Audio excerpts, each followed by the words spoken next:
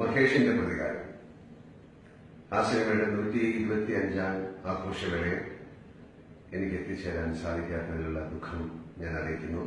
ഞാൻ ഹൈദരാബാദിൽ ഷൂട്ടിംഗ് തിരക്കുകളിലാണ്. എനിക്ക് വളരെയധികം ഇഷ്ടപ്പെട്ട സിനിമകളിലൊന്നാണ് മഹേഷിന്റെ പ്രതികാരം.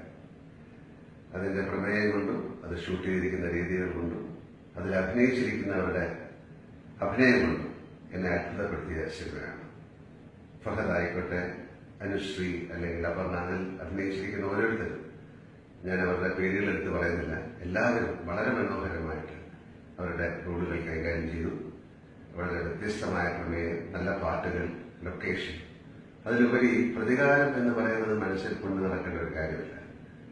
അങ്ങനെ ഉണ്ടെങ്കിൽ തന്നെ അത് എത്ര ഈസിയായിട്ട് വളരെ ലഘൂകരിച്ച് കളയുന്ന ഒരു ക്ലൈമാക്സാണ്.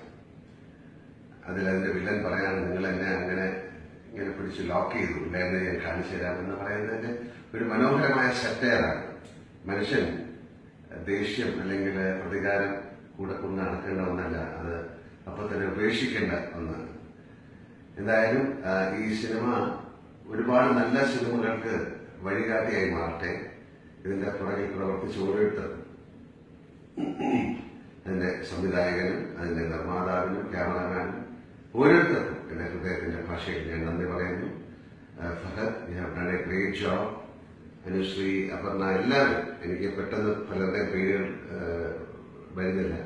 എന്തായാലും ഒരുപാട് നല്ല സിനിമകൾ ഉണ്ടാകാൻ ഈ സിനിമ ഇടയാകട്ടെ. സന്തോഷ് അല്ലെങ്കിൽ എല്ലാവരും, ഞാൻ ഓരോരുത്തരായിട്ട് എടുത്ത് പറയുന്നില്ല, എല്ലാവർക്കും എന്റെ അഭിനന്ദനങ്ങൾ. നന്ദി, നമസ്കാരം. നമ്മൾ സെൽഫി എടുത്തു കൊടുക്കണം.